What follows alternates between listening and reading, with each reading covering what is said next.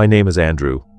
I've been working at Walmart for almost 3 years now, and most of that time has been spent on the night shift. People often say working nights is easier since there are fewer customers. But believe me, quiet doesn't mean safe. Sometimes it's in the silence that the strangest things happen.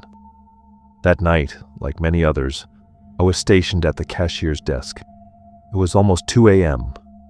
The fluorescent lights above seemed dimmer than usual, even though I knew they were the same. The store was cold, silent, and the only sound was the faint hum of the air conditioning. I sat staring at the register screen, watching the log from the last customer's purchase. For some reason, I couldn't shake the feeling that something was off, like the air itself was heavier.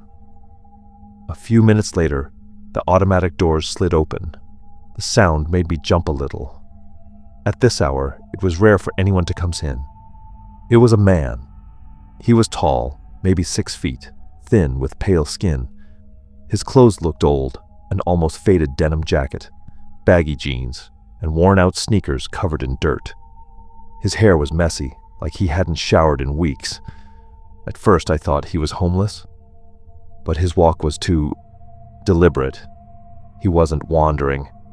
He walked calmly, every step echoing in the empty store. I watched from behind the counter as he made his way to the instant food aisle. After a few minutes, he returned, holding just one pack of instant noodles. That was it. He came right up to my register, placing the noodles on the counter. His eyes met mine, cold, blank, and unblinking. I felt the hair on my arms stand up. "Good evening," I said quietly, trying to sound friendly. He didn't answer. I grabbed the package and scanned it. The screen flickered, then froze. Instead of a price, it displayed something that made my stomach drop. "Manufactured, 1990. I frowned. "What the hell?" I whispered. I flipped the package over. From the outside, it looked completely normal. Bright colors, new design, no signs of aging. But the register system doesn't just make mistakes. I scanned it again. Same result, 1990. My hand trembled slightly as I looked up. "Sir, where did you get this?" I asked. The man said nothing. He just gave a faint, unsettling smile. It wasn't friendly. It was the kind of smile that says, "I know something you don't." Then, without a word, he grabbed the noodles, slipped them into his jacket, and started walking toward the exit. I froze. I should have stopped him. He hadn't paid, but my body refused to move. It was like my brain screamed at me to act, but my muscles were paralyzed. The automatic doors slid open and he walked out. The sound of the doors closing echoed unnaturally loud in the empty store. I stood there, heart pounding. Maybe it was just a system glitch. Maybe I was overthinking. I tried to convince myself of that. But when I glanced at the large glass windows facing the parking lot, I saw him. He was standing beneath one of the flickering lights, motionless, staring directly at me through the glass. Even from that distance, I could feel his eyes cutting into me. He didn't move. He didn't blink. He just stood there. Minutes crawled by, then half an hour, then nearly an hour. I checked the wall clock, 2:45 a.m., and he still hadn't moved an inch. Finally, I couldn't take it anymore. I decided to confront him. I pushed open the Walmart doors and the cold night air rushed against my skin. My footsteps echoed as I approached the light where he'd been standing, but when I reached it, nothing. The lot was empty. No man, no car, no sound. I spun around, scanning every corner of the massive lot. It was deserted. Not even a trace of him remained. Breathing heavily, I hurried back inside. As I pulled the doors closed behind me, I heard something. A faint, crinkling sound. It was coming from my pocket. My blood ran cold. Slowly, I reached in and pulled out the same pack of instant noodles. My hands shook violently as I stared at it. This time the packaging was faded, the colors dull, the plastic brittle, as if it had aged decades. On the back, clear as day, was the printed manufacturing date, 1990. I dropped it instantly. The sound of the package hitting the tiled floor echoed far too loudly in the silence. That was it. I couldn't stay. I grabbed my phone, called my manager, and made up an excuse to leave early. I never told him what really happened, but from that night on, I never felt safe working at Walmart again. Because I know, whoever that man was, whatever he wanted, he's still out there, watching, waiting, and maybe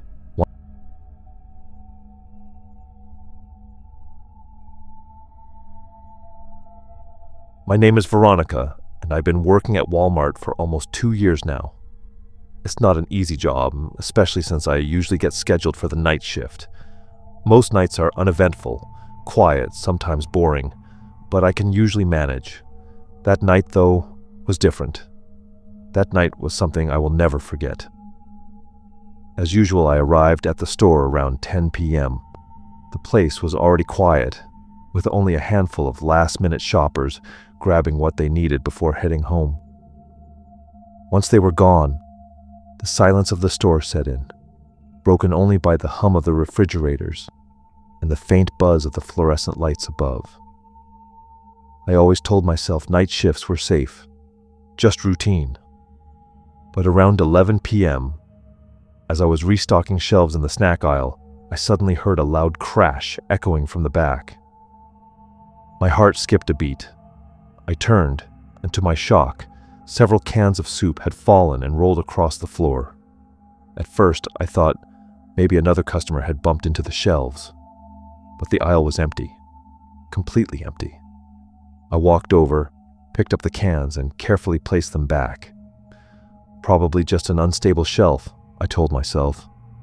Still, that uneasy feeling began to creep in.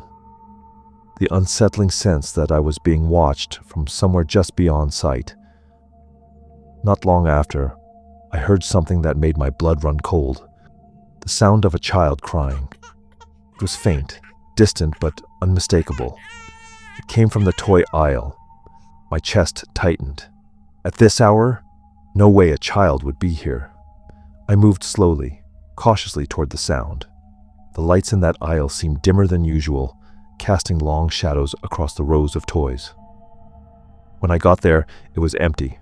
Just rows of dolls, plastic cars, and stuffed animals neatly arranged. Then, as suddenly as it began, the crying stopped. Silence. I stood still, straining to listen. Then, out of nowhere, a small plastic ball rolled out from the shelf and stopped right at my feet. I staggered back. "Hello? Is someone here?" My voice trembled, but there was no reply.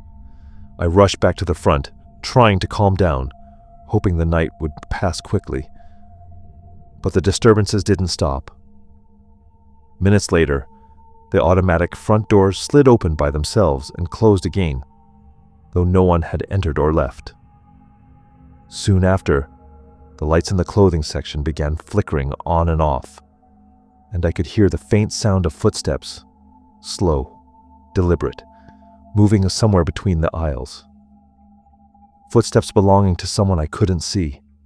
I tried to focus on my work, to keep from spiraling into panic. But then, while counting cash at the register, I noticed something that froze me in place. Among the regular bills in the drawer was a piece of money I had never seen before. The paper was old and faded, the design worn and outdated.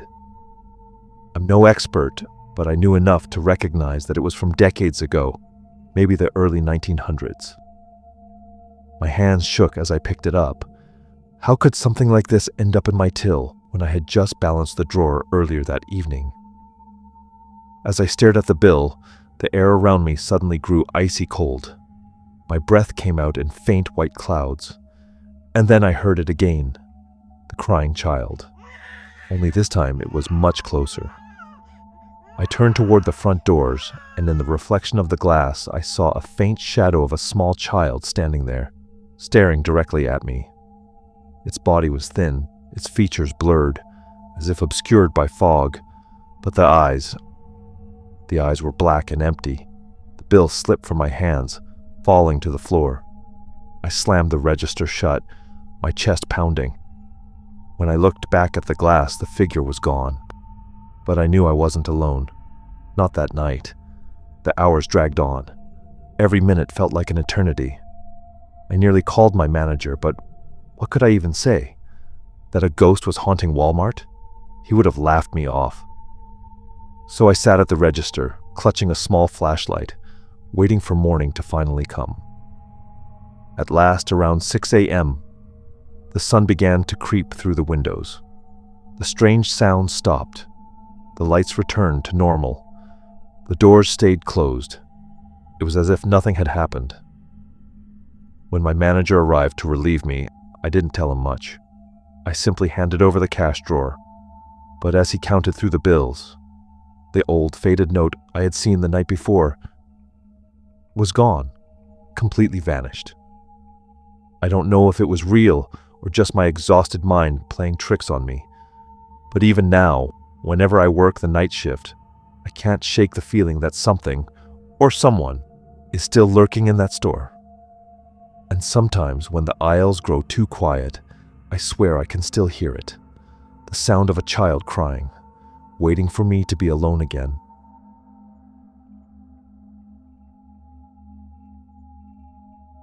My name is Martin, and I've been working at Walmart long enough to know that night shifts can be unsettling. Most of the time, it's just empty aisles and the hum of machines in the background. But there was one night I'll never forget. It made me realize this store is hiding something far darker than it appears. The evening started off ordinary. I was stocking items in the home goods section, the store quiet and still. The sound of the air conditioning and the buzz of the lights were the only things keeping me company. I told myself, night shifts aren't so bad. No customers, no problems. But I was wrong. Around 11:30 p.m., I heard something strange from the cleaning supplies aisle. It sounded like a broom falling over. Curious, I walked over, and sure enough, a broom was lying on the floor. I picked it up and put it back, brushing it off as nothing. But moments later, I heard another noise. This time it was louder, like the shelves themselves were shaking. An uneasy feeling started creeping over me, like I wasn't alone, like someone was lurking just beyond the shelves, watching. I glanced over my shoulder more than once, but the aisle was empty. I decided to head back to the register to calm down. That's when the disturbances escalated. The overhead lights began to flicker, shadows stretching unnaturally across the floor. The air conditioning rattled, then let out a shrill screech before cutting off completely. Then came the footsteps, slow, heavy, steady. They echoed through the aisles, growing closer. I gripped my flashlight and forced myself toward the sound, shining the beam down the aisles. Nothing. But just as I turned, I caught a glimpse of a shadow darting across the far end of the corridor. My hands trembled. I told myself I needed a break, just a few minutes to collect myself. So I made my way to the bathroom. The second I stepped inside, I felt it. Something was off. The air was colder, the lighting dimmer. I turned on the faucet, splashed water on my face, and looked up into the mirror. That's when I froze. Behind me, in the reflection, stood a tall, pitch-black figure. Its body was distorted, its face obscured, with only faint glowing eyes like embers in the dark. I spun around, nothing there. When I looked back at the mirror, it was gone too.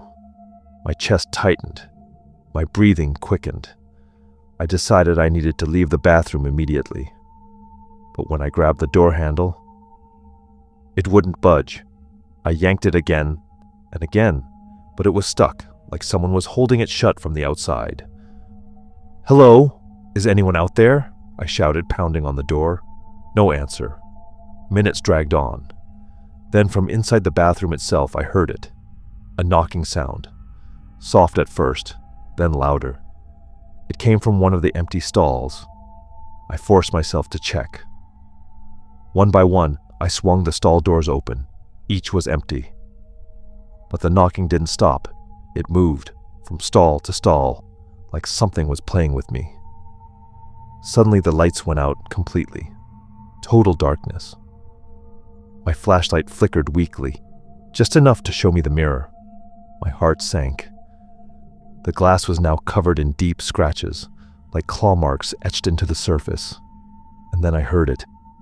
Heavy breathing. Not mine. Something else. It came from above. Slowly, I lifted the flashlight toward the ceiling. There it was. The black figure clinging to the corner of the ceiling. Its body twisted, its eyes burning faintly in the dark. It was watching me. I screamed, scrambling backward, slamming my shoulder against the door. This time, the handle gave way. The door burst open, and I stumbled out into the hallway. When I looked back, the bathroom was perfectly normal. The lights on, the mirror spotless, like nothing had ever happened. I refused to go back inside. I sat at the register, shaking, waiting desperately for morning. When my manager arrived, I almost didn't say anything. But the words slipped out, and I told him everything. He didn't laugh, not entirely. Instead, he gave me a look I'll never forget. "Martin," he said quietly, "you're not the first to complain about that bathroom. People say something's been in there for years.